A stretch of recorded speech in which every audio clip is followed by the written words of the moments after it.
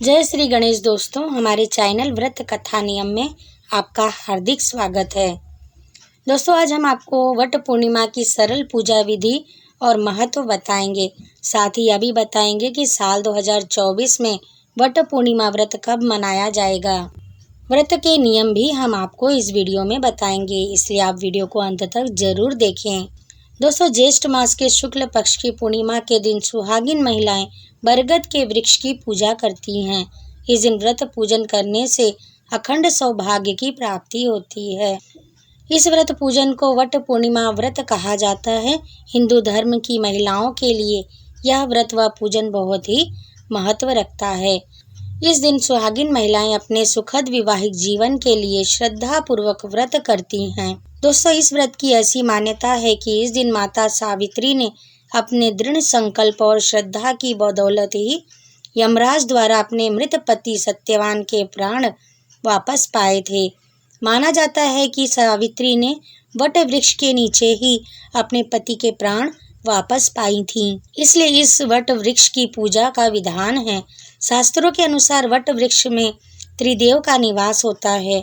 त्रिदेव यानी ब्रह्मा, विष्णु, महेश भगवान का निवास होता है।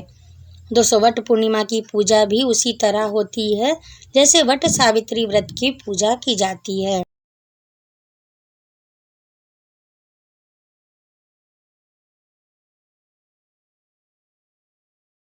दोस्तों, चलिए हम आपको वट सावित्री यानी वट पूर्णिमा व्रत की पूजा विधि बताते हैं।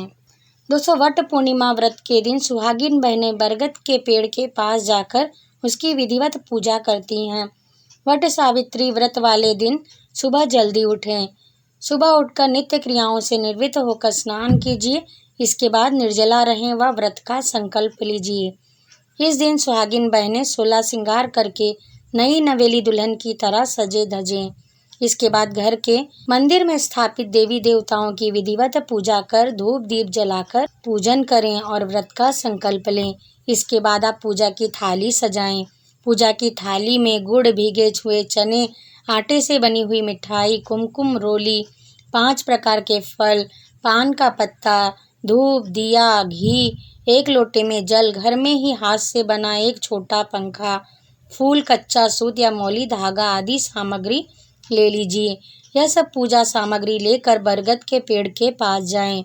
इसके बाद पेड़ के पास बैठकर पूजा शुरू करें। सबसे पहले बरगद के वृक्ष को जल चढ़ाएं। इसके बाद कुमकुम और रोली लगाएं। अक्षत व पुष्प चढ़ाने के बाद ऋतु फल चढ़ाएं और भोग लगाएं।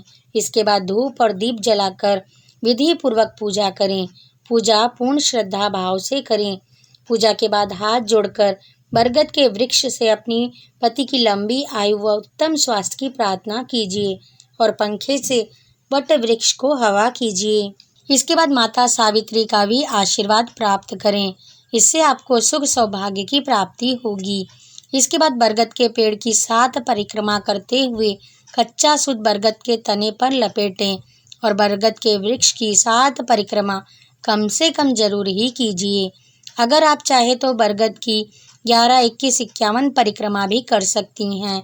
इसके बाद भीगे हुए चने के साथ कुछ धन या वस्त्र रखकर यह भेंट आप अपनी सास को देकर उनके चरण छूकर आशीर्वाद लें।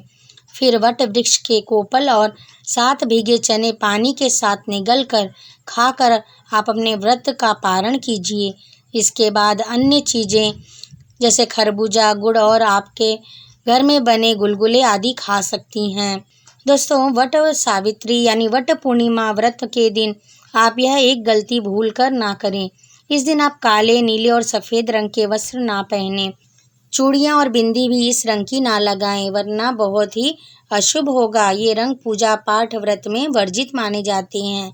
इस दिन आप लाल रंग के, गुलाबी और पीले रंग के, चटक रंग के वस्त्र ही पहनें। यह सुख और सौभाग्य को बढ़ाने वाले रंग हैं। वट पूर्णिमा व्रत सभी सुहागिन महिलाओं के लिए बेहद खास और महत्वपूर्ण व्रत है। शास्त्रों के अनुसार वट पूर्णिमा व्रत के कुछ जरूरी और महत्वपूर्ण नियम बताए गए हैं, जिनका पालन सभी सुहागिन बहनों को व्रत के दौरान करना चाहिए। तो आइए हम आपको इस व्रत से जुड़े आवश्यक नियम भी बता देते हैं। वट पूर्णिमा के व्रत में घर का माहौल और वातावरण शुद्ध और शांत रखना चाहिए। किसी की निंदा व चुगली ना कीजिए। इस व्रत में बरगद के वृक्ष का कोपल खाकर ही व्रत समाप्त करें। इस व्रत वाले दिन सुहागिन बहनें अपने मन में बुरे विचार ना लाएं। जो भी लोग इस व्रत को करते हैं उन्हें तामसी भोजन से परहेज करना चाहिए। इस दिन आप सच्चे मन से शुद्धता और पवित्रता के साथ इस व्रत को करें, जिससे आपको माता सावित्री का आशीर्वाद प्राप्त होगा। आपको अखंड सौभाग्य की प्राप्ति होगी, सुखी दाम्पत्य जीवन की प्राप्ति होगी। दोस्तों, वीडियो को अंत तक देखने के लिए आपका हार्दिक धन्यवाद।